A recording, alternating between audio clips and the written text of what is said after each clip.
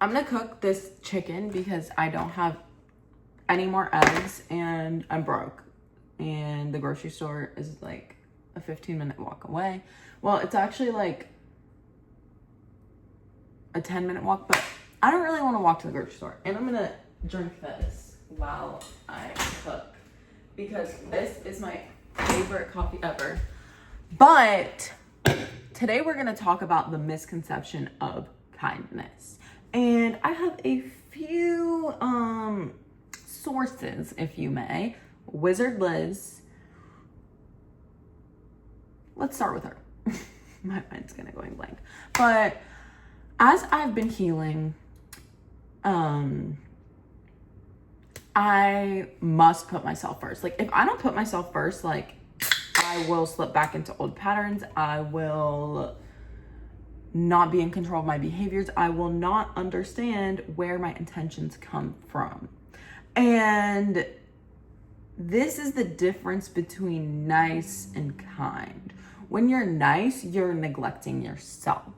When you're kind, you're accepting yourself and accepting others. You have the courage to love yourself and the consideration to love others. And what I specifically want to talk about today is when people are like, those bitches that have like peace and love in their bio are always the fucking worst. They're always a fucking bitch. Those bitches that say being kind is so important are always fucking bitches. Yeah. And this used to like fuck me up for a long time because I'd be like, well, I don't want to be a bitch. Like, I don't want to be a bitch. Like, why are people calling me a bitch? Well, people are calling you a bitch because you're preserving your soul. Like, sometimes you gotta be a bitch in order to be kind.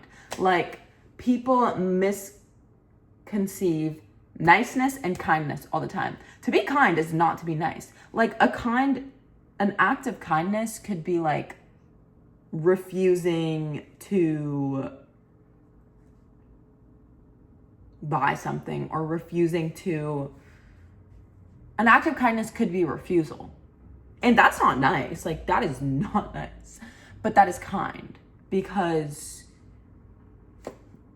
you are refusing for a greater acceptance of something else. And this goes along with your intuition in your life. When you refuse something out of your life, you may feel like a bitch at first, or you may feel like, I'm refusing, like, ah. You're refusing in order to accept something better for yourself. And this is where Wizard Liz comes in. I was watching her video of like how to be hot last night, and she talks about every single time, literally every single time she has rejected something or like not accepted something that she knows is not for her, literally within less than a week, something better comes in. And we need to normalize refusing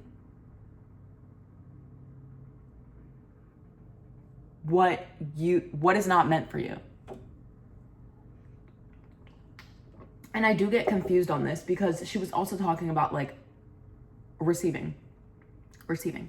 Like, you must be able to receive. She talked about how she like tipped this waitress all the time, and she gave her like a really big tip, I think. And the waitress was like, I literally can't accept this. Like, I can't accept this. And Wizard Liz was like, well, if you were like praying for help and like this is God coming through me and helping you, like, you must accept it. Otherwise, you're denying the help that you want for yourself. And that is not what I'm talking about. Refusing can be a form of acceptance, accepting the prayers that you've asked for. So if I ask, bring peace in my life, and I'm met with a situation that is not going to bring me peace, I must refuse. Otherwise, I'm denying the help that I asked for. And this is where the misconception really comes in, because people will want so much from you. People you don't know. People have egos. People really do. And also, the Art of Seduction and the 48 Laws of Power, like, I was reading those for a bit, and I was like, I always had this internal struggle of like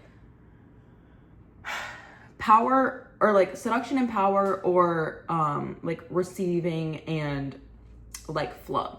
Because what the art of seduction says is you have to put effort forth in order to receive the things that you want. And receiving in flow is like basically based on your mindset, like it will be intuitive to receive the things that are meant for you. And this comes along, I was watching this video too about an incel, and like it was a guy talking about his friend like getting down into incel culture and talking about how like he's like blaming women for not liking him. He's like, well, why the fuck would I like put effort into my looks? Like these women just like don't give a fuck. Like nothing I do will be good enough. And like that is literally how you get down into incel culture. Like you blame and shame yourself. You blame others and shame yourself so much to the point that you do not care to change yourself. That is like the ultimate form of neglecting yourself. And like I actually am ashamed and embarrassed to admit it, but I have been there, and it's a fucking disgusting place to be.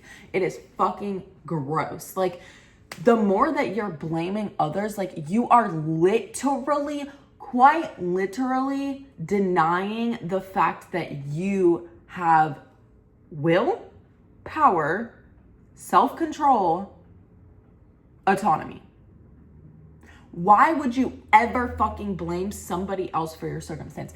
And I've talked about PTSD on this channel. Like PTSD like makes it really hard to make decisions. And I wrote this poem on a typewriter in the poetry room, which also, you know what? I'm gonna fucking talk about it. The fucking poetry guy, like literally, I'm so uncomfortable by him. Like, and I don't give a fuck. Because I have some like past wound where like my literal middle school teacher was fucking sexually harassing me and so many other girls, and me and the other students like banded together, fucking reported him. I told my mom, bless her heart, like I don't blame her because she is only a product of the environment she was raised in, which like misogyny, fucking women need to shut the fuck up. Like, so I have understanding and forgiveness now.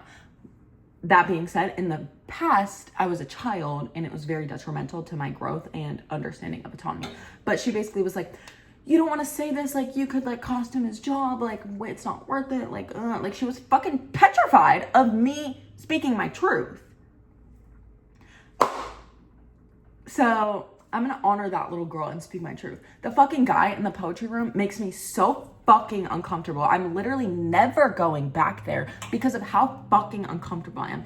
We will literally get in like one-on-one arguments because he will like bring something up, and I'll admit it, I argue back, and that is a neglection of myself. Why the fuck am I arguing with a teacher? Like it's so uncomfortable. And there was like a third-party witness in there one time, and it was so fucking uncomfortable for everyone involved. And then he fucking follows my personal Instagram from a professional account and DMs me a fucking paragraph like apologizing. Like that is so fucking uncomfortable. Why the fuck are you DMing me from my personal account? Or from a professional account personally and to my personal account? You could have emailed me. You could have fucking shut the fuck up and accepted that you did something wrong. Like, I just hate when authority figures abuse their power. Like, it's so gross. It's so fucking gross. And this story does have a point. And the point is, I chose not to answer. And if I had chosen, I would rather be nice than kind, I would have fucking answered. I would have chose, more likely, I would rather be nice to somebody else than kind to myself. And with PTSD, you have trouble making decisions, so because you have a lot of shame and guilt. So you're like, what's the best thing? And this is why the fucking misconception of niceness and kindness was so detrimental for me. Because when I would have this shame and guilt, I would be like, well, what would someone else say? Like, I don't want to be a bitch. Like, I'll just like answer. Neglection of my power, denying what I asked for. That will not bring me peace. So, moral of the story, niceness does not equate to kindness. And to be kind, sometimes you gotta be a fucking bitch. And guess what? I love bitchy women. I love bitchy people. And not everyone's gonna like it. But when I see it, I know that you're being kind to yourself. And being kind to yourself takes a level of self-control and sometimes requires you to be a bitch to other people. So, love you guys so much. Be kind, stay gentle, and love yourself. Love you, love you, love you.